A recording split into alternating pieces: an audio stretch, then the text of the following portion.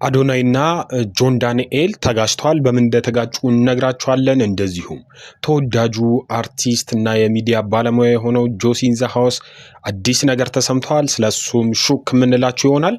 በየሳምንቱ እንደዚህ አይነት የመዝናኛ ዜናዎች እንዲደርሳችሁ ላይክ፣ ሼር፣ ሰብስክራይብ በማድረግ ቤተሰብ ይሁኑን። ቲክቶክ መንደር በሁለት ታዋቂ ግለሰቦች አዶናይና በጆን ዳንኤል መካከል በተፈጠረ ውዝግብ እጅግ ተጋግሏል። ነገሩ የጀመረው የአዶናይ አካውንት በተደጋጋሚ ሪፖርት እየተደረገበት መቸገሩን ተከትሎ ነው። አዶናይ በግልጽ በቪዲዮ ወጥቶ አካውንቴን በተደራጀ መልኩ ሪፖርት እያደረጉብኝ ያሉ ሰዎች አሉ ሲል ቅሬታውን ማሰማቱ የውዝግቡ መጀመሪያ ነጥብ ሆኗል። ይህንን የአዶናይ ንግግር የተመለከቱ የጆን ዳንኤል ደጋፊዎች ደግሞ ዝም አላሉም።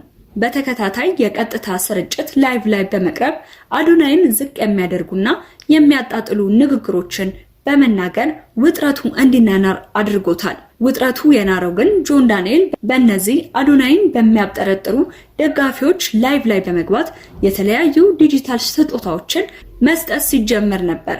ይህ ድርጊት በአዶናይ ደጋፊዎች ዘንድ ሌላ ትርጉም ተሰጠው። ጆን ዳንኤል ራሱ ሰዎችን አደራጅቶ የአዶናይ አካውንት እያስመታ ነው የሚል ድምዳሜ ላይ እንዲደርሱ አድርጓቸዋል። ይህ ክስ በከፍተኛ ሁኔታ እየተሰራጨ መምጣቱን የተመለከተው ጆን ዳንኤል በመጨረሻ በጉዳዩ ላይ ማብራሪያ ለመስጠት ተገዷል። ጆን በሰጠው ምላሽ እኔ የማንንም ውድቀት አልፈልግም፣ እየተወራብኝ ያለው ነገር ከእውነት የራቀ ነው ሲል አስተባብሏል። ማንንም ሰው አደራጅቶ የአዶናይን አካውንት ሪፖርት እንዳላስደረገ ገልጾ እንዲህ አይነቱ ወሬ ስሙ ላይ ጥላሸት ለመቀባት የታለመ መሆኑን በምሬት ተናግሯል። ውዝግብ በቀጣዩ ወዴት ያመራል? ሁለቱ ቲክቶከሮችስ በሰላም ይግባቡ ይሆን? ጉዳዩ አሁንም በተከታዮቹ ዘንድ ትልቅ መነጋገሪያ ሆኖ ቀጥሏል። ይህ በእንዲህ እንዳለ የቅልቦች የጥር ወር ተጽዕኖ ፈጣሪ በመባል ጆን ዳንኤል በከፍተኛ ድምፅ አሸንፈዋል። በብዙዎች ዘንድ በጉጉት ሲጠበቅ የነበረው የዚህ ወር ውጤት እንደሚያሳየው ወጣቱ የማህበራዊ ሚዲያ ተጽዕኖ ፈጣሪ ጆን ዳንኤል የክብሩ ባለቤት ሆኗል።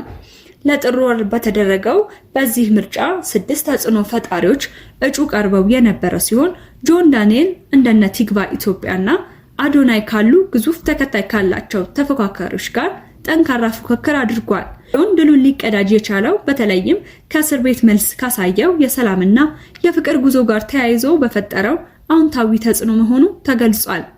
ጆን ዳንኤል ድሉን ተከትሎ ባስተላለፈው ልብ የሚነካ መልእክት ስለ ሀገር ሰላምና አንድነት አጽንኦት ሰጥቷል።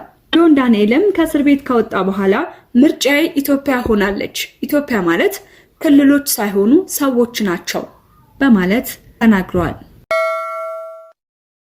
በድምፃዊ ዮሴፍ ገብሬ ወይም ጆሲ እና በቀድሞ ፍቅረኛው መካከል የነበረው የልጅ አስተዳደግ ክርክር በድምፃዊው አሸናፊነት ተጠናቋል።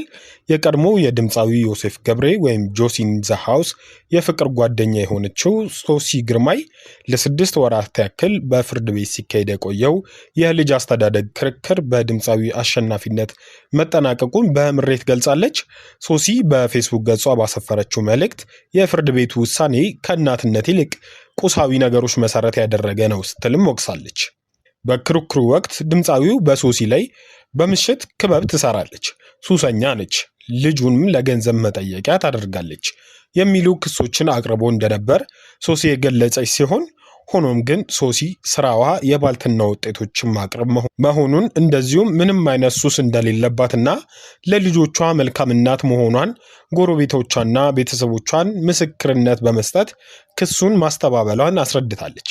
በተቃራኒው ድምፃዊው ዮሴፍ ገብሬ ልጁ ባለበት ተገቢ ያልሆኑ ሱሶችን እንደሚጠቀምና የልጁን የትምህርት ቤት ክፍያ እንኳን እንደማይከፍል በማስረጃ ማረጋገጧንም ገልጻለች። እንደ ሶሲ ገለጻ ጉዳዩን የመረመሩት የሶሻል ወርከሮች ወይም ማህበራዊ ሰራተኞች ያቀረቡት ሪፖርት ለውሳኔው ትልቅ ሚና እንደተጫወተም ተናግራለች። ሪፖርቱ በዋነኝነት ትኩረት ያደረገው በሁለቱ ወገኖች የኑሮ ደረጃ ላይ ሲሆን የድምፃዊው ገቢ ከሱ የተሻለ መሆኑ፣ ቤቱ ሰፊና ለልጁ የተለየ መኝታ ቤት ያለው መሆኑን፣ እንደዚሁም መኖሪያው ቦሌ አካባቢ መሆኑንና ለልጁ መጫወቻዎችም መኖራቸውን መሰረት በማድረግ ልጁ ከአባቱ ጋር እንዲያደግም ወስኗል። በዚህም መሰረት ፍርድ ቤቱ ልጁ ከአባቱ ጋር እንዲኖር የወሰነ ሲሆን እናትየውም በ2 ሳምንት 1 ቀን ብቻ እንድትጎበኘውም ተፈቅዶላታል። ሶሲ በሰጠችው አስተያየትም ከቁስ ከቤትና ከመኪና እናትነት እንደሚያንስ ሲነገርህ እንደማዘን ሰባሪ ነገር የለም በማለት ጥልቅ ሐዘኗንም ገልጻለች። ምንም እንኳን ጠበቃዋ ሰብለ አሰፋ አስፈላጊውን ማስረጃ ሁሉ አቅርባ የተከራከረች ቢሆንም ውጤቱ ግን እናትነትን የገፋ ነው ስትልም አማራለች። በመጨረሻም በአሁኑ ሰዓት በሆስፒታል እንደምትገኝ የገለጸችው ሶሲ ሐቄን ከፈጣሪ እጠብቃለሁ ስትልም መልእክቷን ደምድማለች። ድምፃዊ ዮሴፍ ገብሬም በጉዳዩ ላይ እስካሁን ምንም የሰጠው ምላሽ የለም። የሚሰጠው ምላሽ ካለ በአፋጣኝ ወደ እናንተ የምናቀርብ ይሆናል። ለሳምንት የነበሩን የመዝናኛ ዜናዎች እነዚህን ይመስሉ ነበር። አዳዲስ የመዝናኛ ዜናዎች እንዲደርሳችሁ ላይክ፣ ሼር፣ ሰብስክራይብ በማድረግ ቤተሰብ ይሁኑ።